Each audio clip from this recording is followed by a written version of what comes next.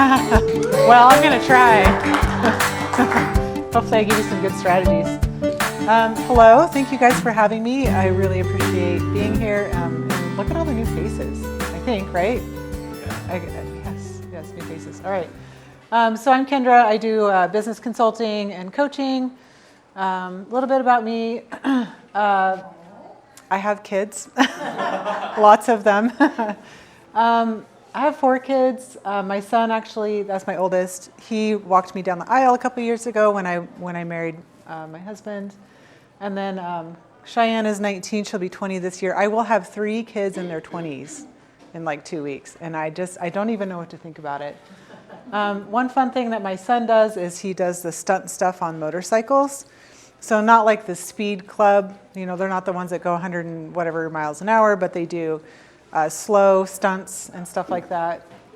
Kind of crazy, kind of cool, but also like as a mom, I'm like, it's killing me. That's my husband on the right. His name is Lonnie. My granddaughter right here, and then my niece. So super fun. This is my daughter right here, Danica. She's 27, and her boyfriend, Ruben. And of course, we have the iconic golden doodle puppy. Like everybody's got one. I used to actually breed golden retrievers, but when I found out I was allergic to dogs, I couldn't have them anymore. So this is a really nice alternative. He's now 7 months old. They told us he would be about 35 pounds when he was grown, and he's already 50. So we have a bear. Yeah, right. We have a bear, not a dog. And then the one on the right, she's 16 now. Her name is Avery. Just great kids. And part of why I do what I do is to teach them about independence, teach them about strength and grit and resiliency, showing them that they can also be business owners if they choose to. They can choose whatever industry they want to work in. They can be employees or whatever it is that they want. But through my journey, I just, I want to be able to leave that legacy for them and give them the independence. And Danica is on her boyfriend just started his own painting company, so I'm super proud of them. Went through the whole business licensing and stuff like that.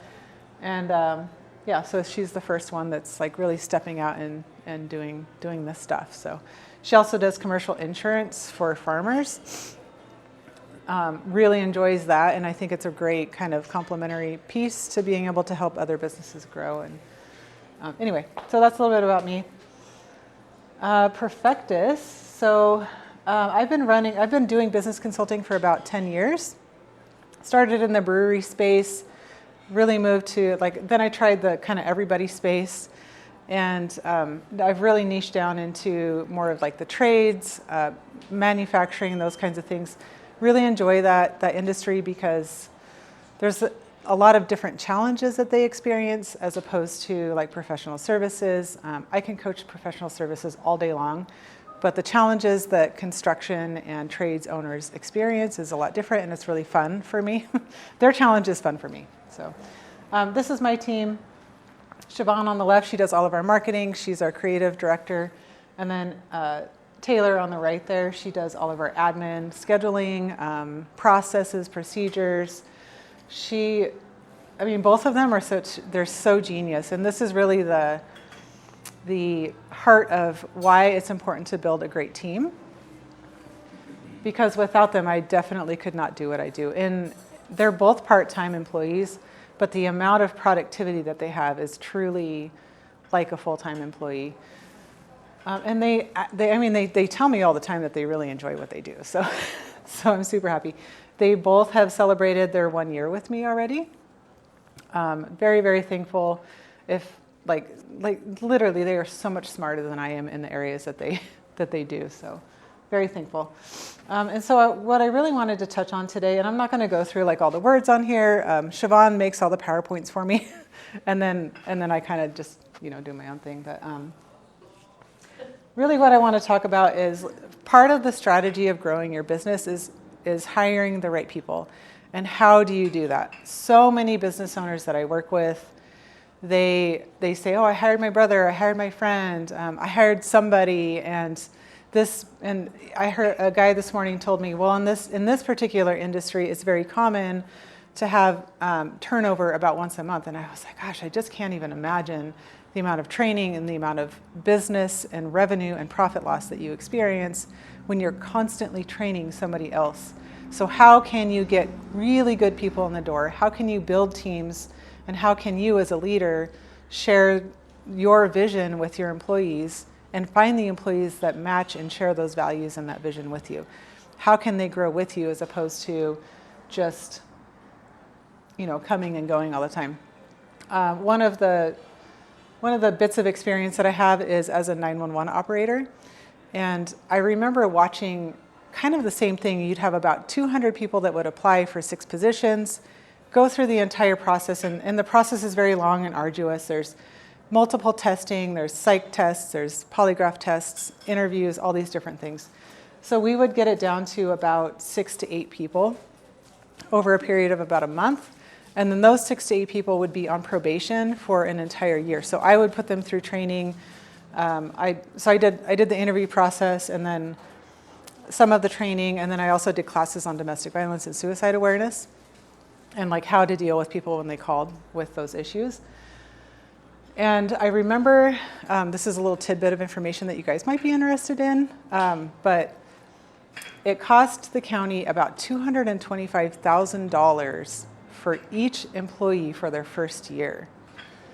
And out of the 6 people or 8 people that would come in and start training, 3 to 4 of them would make it through that entire year. And so I just saw all these gaps and I was like, gosh, like why is everybody hiring for skill as opposed to culture? Why is everybody hiring just because you can multitask, take calls, listen, all these different things? That's great. Like obviously that's needed, but they're also hiring jerks. And so I just saw these gaps and during also part of this process, I became John Maxwell certified as a leader and coach.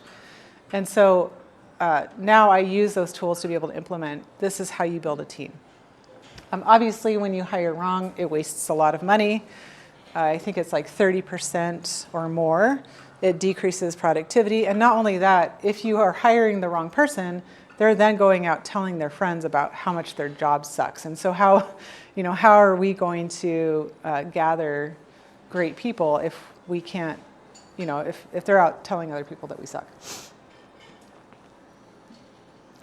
Some of the obvious potentials to hiring correctly are promoting company growth.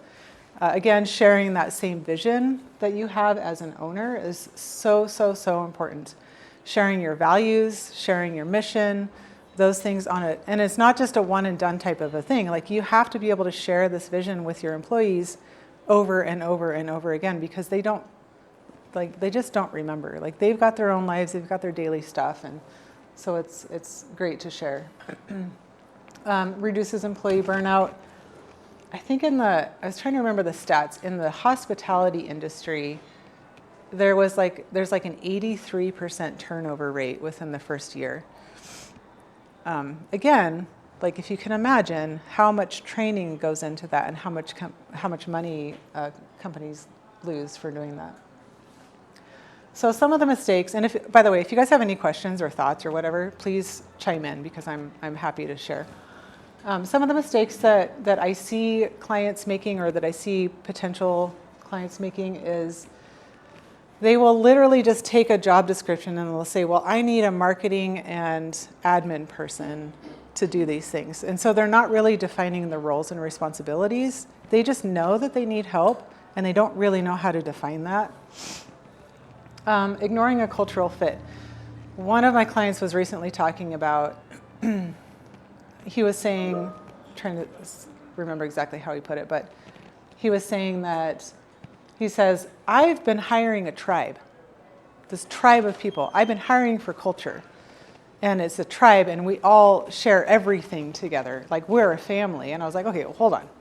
Hold on. Let's back up a little bit.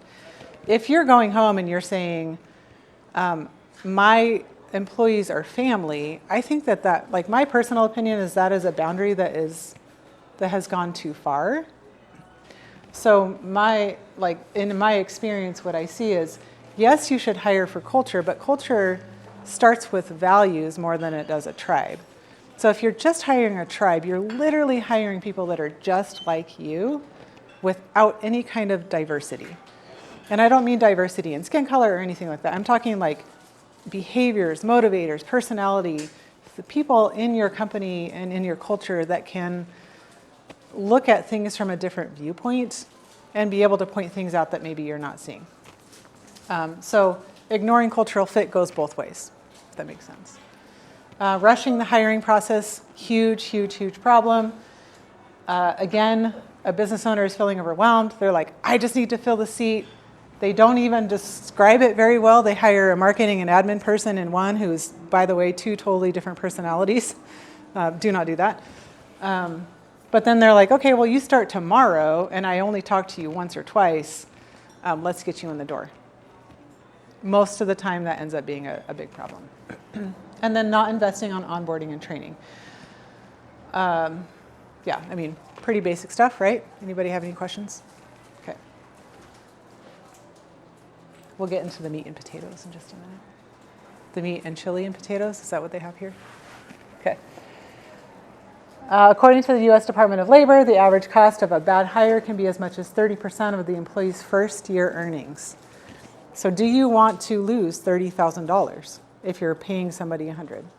Do you want to lose $20,000 if you're paying, like, think about what you're going to lose. And really the idea is, how can we get employees, again, that not only share our vision, but can actually bring a return on investment to the company?